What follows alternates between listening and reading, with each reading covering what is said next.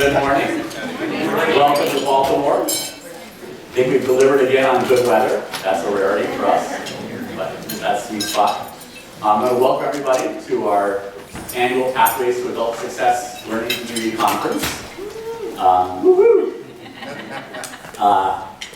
to just give us a brief welcome, and then we're going to get into it. So, this is our image for our time together. It's a beautiful Bay Bridge going to the eastern shore of Maryland. Typically, we look at a picture like this, we look at this beautiful sunset in this water.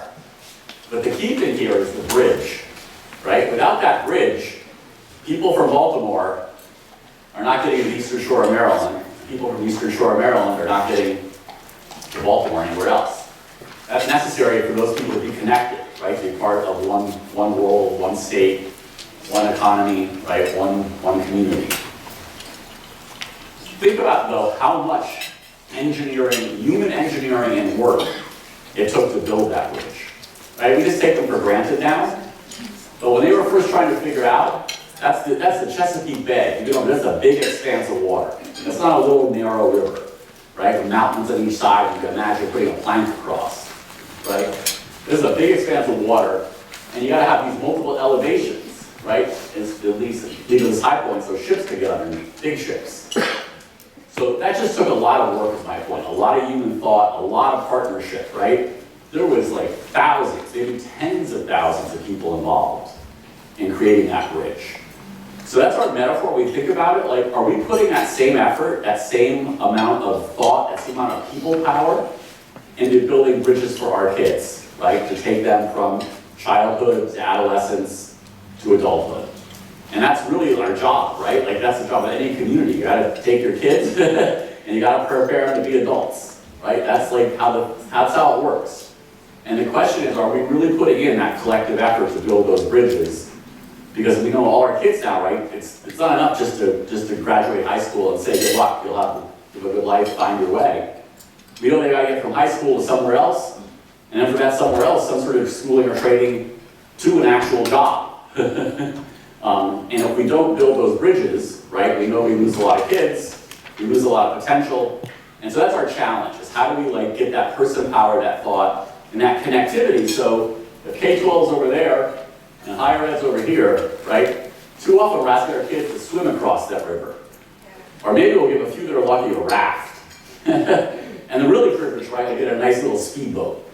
And they'll zip across. But we don't have this like easy access, get on the bridge, everybody gets across, right? We don't have that. But why not, right? Why shouldn't we have that? We could build a bridge across this huge expanse of water. We could build this bridge like for our kids. So that's our motivating question for the day. And to greet us and to get us going, I'm going to welcome Dean Morphew from the School of Education. He's been a longtime friend of the Pathways to Adult Success Project, and he himself has done a lot of work in Baltimore to build these bridges between K-12 and higher ed and the workplace. And so I just welcome Dean Morphew to give us greetings.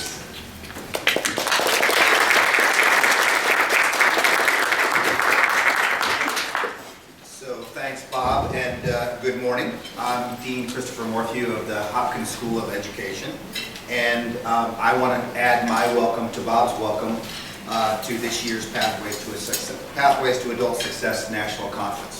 Bob got a woohoo. I'm waiting for my woohoo. It was a minor woohoo. We'll take it.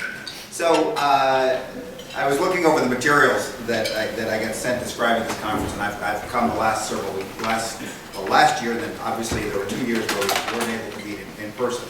But I've always been very impressed at the individuals that have come together to take on the challenges that Bob's describing.